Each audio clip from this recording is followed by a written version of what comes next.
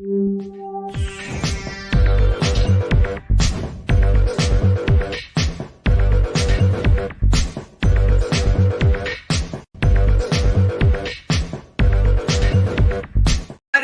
to the show. You know where you are, the 9 at 9 with me, Tigo. And today, if you're sitting there right now, you know what's about to happen. We got another fantastic expert. Well, yeah, he's a fantastic expert, but he's also a Dallas fan. We're going to get into that too. We're going to talk with Mike Simmons today. Are you ready to scale your business? Sit right there. We'll be right back.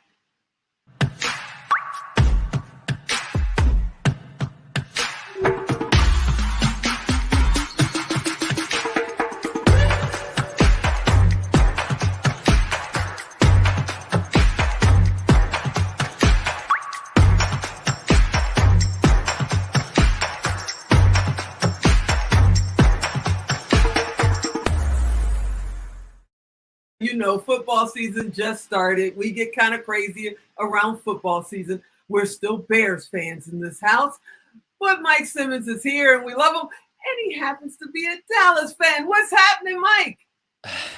What's going on? Why you say it's like a bad thing? Come on, the Cowboy, America's team, right? Oh, Lord. Okay, we got to have you come back and we're just going to talk about sports. I'm going to get my brother on and we'll just have a good old time. Bring it. His wife is a Dallas fan, so we'll get her on and just, let's just go. But I'm a Dallas fan living in Detroit, by the way. I'm a Dallas fan living in Detroit. I'm used to being under pressure and under fire. Yeah, see, and I'm a Bears fan living in Vegas. So we kind of a little confused maybe, but not about business. We're not confused about business. No, How long have you been in real estate? How long have you been doing what you do? I got involved in real estate in 2008, which would seem like the worst time in the world because property values were dropping, people were losing money, but it was a really good time. It's like the stock market, right? When's the best time to buy a stock? When it goes down, right? So I got in at a great time. I just didn't know what I didn't know, so it was sort of dumb luck, to be honest. But that's when I got in, and I had some success early, which is good because I have a wife that's real conservative, and she was my business partner at the time. She's still my wife, just not my business partner anymore. And if we'd have lost money in that first year, I probably wouldn't be on this call because it would have been like, we're done, cut it, we're out of here, right? But we made money, and so that was a nice springboard for us. Well, that's awesome. Now, how did you decide, real estate is the way I want to go? I know you say that you just had great luck, but you had to have some kind of a plan to even think about doing real estate in 2008. So what made you choose that path in the first place? Yeah, that's a good question. So I was working 9 to 5 corporate life, getting my little 3% raises every year. And in my early 30s, I started. That's pretty good. 3%. Yeah, right. Yeah. Unless you're not making that much to start with, then it's not that great. And so I had to sort of look and see like what in my early 30s, I was like, when am I going to be able to retire? How's this going to work? And I started doing some basic math, right? Am I going to, at this pace, when can I retire? And it was like, I'd have to be 130 years old before I could retire. It was ridiculous. And so I started looking for ways to invest. I went straight to the stock market. Like that's how you invest, right? You invest in stocks in the stock market. And so I started reading and trying to figure out that whole world. And the honest truth was I hated it. It was boring. I didn't enjoy it. But the farther you go down in Google looking at investment strategies and how do you invest for retirement, eventually you hit real estate. And when I did, I was just totally fell in love reading about other people's success and how you can, build a real estate portfolio and how you can retire with real estate as your vehicle. And so I just stumbled upon it. Really. I never really thought about it. I've never particularly been interested in houses, but I found this, but here's what I did. I found it. I realized I wanted to do it. I understood the path and I procrastinated for 5 more years. I spent 5 more years thinking about it, planning for it, and basically afraid to take the leap, right? I was just too afraid to do it. But that was in 2003, 2008. I finally took the leap and bought my first property, and I've been doing it ever since. Well, you've been very successful in it. I mean, it's 2023 or 23. So, that's a pretty good statement in itself. But on top of that, you're training people, you're teaching people how to scale. So you really had to master this. How do people scale? Because somebody is sitting at home probably with their wife or husband as their business partner who is looking at them like, what are you doing, honey? Yeah. How do they get started? What should they be doing to follow in your footsteps? Yeah, it's a good question. So 2008, I started, I didn't really scale until 2015. So I spent between 2008, 2015, trying to figure it out, making mistakes, kind of bumping into walls, had the sort of this glass ceiling that I knew where I wanted to be, but I had no idea how to get there. Could not figure out how to scale. I finally joined a mastermind, which I'm a big fan. I don't know about you, but I'm a big fan of surrounding yourself with people Yes, who are sir. more successful than you and Yes, learning from sir. them, right? Being able to, sometimes you have to pay to be in that room, but I paid to be in a room of successful real estate investors and I got to sit down with them.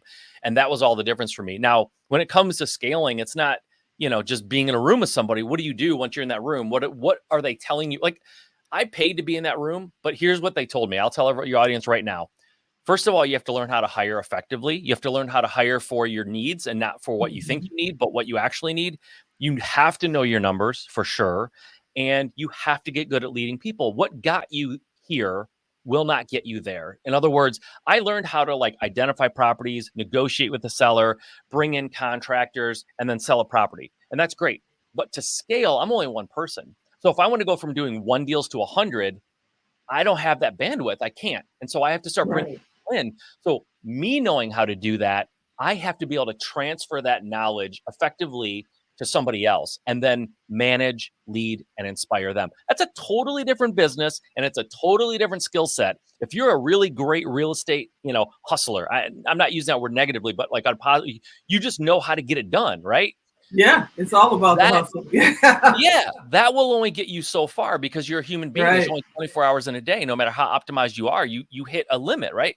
And so when you have to start bringing people in, if you don't know how to hire, who to hire, and how to lead them, you can't scale. So that people are always the number one thing that allows you to scale. But then the more nerdy side of it or the more boring side is you have to know your numbers because in order to scale, you have to be able to pour gasoline on the little fires that are working. And you have to be able to stop the things that aren't working. And in my world, we spend money on marketing. We market a lot. And if I don't know what marketing is working, I could put money into something that's not really working and ignore something that is working. And you'd be surprised how many people are pushing 7 figures in their business. And when I ask them what marketing strategy, which marketing channel is actually working best for you right now? And they don't know because they're not tracking it. They just know money's coming in and they're throwing money at different marketing channels, but they don't know which ones to stop and which ones to put more money into because they don't know their numbers. And that's, I equate that to flying an airplane without an instrument panel, right? You're in the clouds, no instrument panel.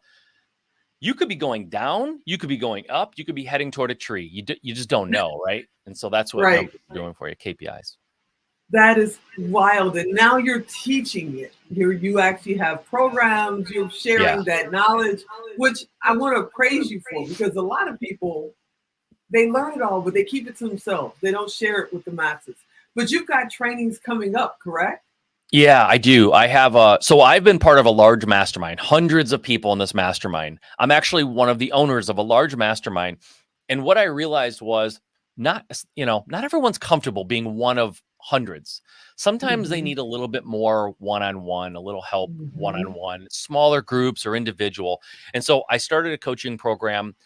It's not for beginners. It's for people who already have a nice little business, but it's just them and they don't know how to scale and they're working too many hours and they need to grow, but they don't want to, devote their entire day and their entire life to this endeavor. They want to have some free time. And so that's what I tell people to do. Come to me if you're that solopreneur that you kind of have the basics figured out, you want to scale and you want your life back. That's what I do. I help people scale, but give them the freedom. So they're not operators, they're owners. They're sitting in the owner's box, right? They're Robert Kraft sitting in the owner's box and hiring Bill Belichick and the team to run that organization. But you're sitting in the owner's box. Or even a better example, you're Jerry Jones, right? Sitting in that owner. No, I'm just kidding. I'm messing with you. Oh, see that we were being nice. I know it. Okay, I see what you just did. All right. How do people find out about your programs? How do they get in touch with you? All that good stuff. Yeah, easily. You can go to MikeSimmons.com and click on coaching if you want to specifically know about that. I also have a book that I wrote called Level Jumping. It's literally, it's how I scaled my business. It's not how I started it, it's how I scaled it. And so it kind of the book takes a person from, solopreneur with some success to scaling up to a business. I mean, I'm running a business right now that's buying and selling houses. We do about 10 to 12 a month. I spend a couple hours a week most in my business, and it's a 7-figure plus business. And I've been doing this for years, and I just don't have to be in every day because I built a team that runs it for me, so I can do other things. Well, sir, 9 minutes goes fast when you're having fun with a friend that, happens to be a Dallas fan. And I really hope you can come back and we can just focus on maybe one subject at a time and really dig in. That would be awesome. Yeah, I would love that. That'd be great. That would be awesome. Okay, so I'm going to let you get out of here. I'm going to let you get back to your day. We'll reach out and let's get connected again and bring you back. You're the best, Mike Simmons. You're I love absolutely the best. Thank you. Go Bears. Thank you. That's what I'm talking about. Okay, everybody, you know what to do. If you did not write it down, if you don't remember what his website was, go to tigodirect.com, type in Mike Simmons, type in real estate. He's coming up. It doesn't cost you anything. It doesn't cost him anything. I just want to make sure that we can connect everybody, even if you're driving down the road going, Tigo, I'm driving. I couldn't write it down. Go to tigodirect.com and connect with Mike. We'll get him back on here again. I hope you enjoyed this episode. I want you to come back next time. And as always, I'm Tigo. I'll talk to you next time.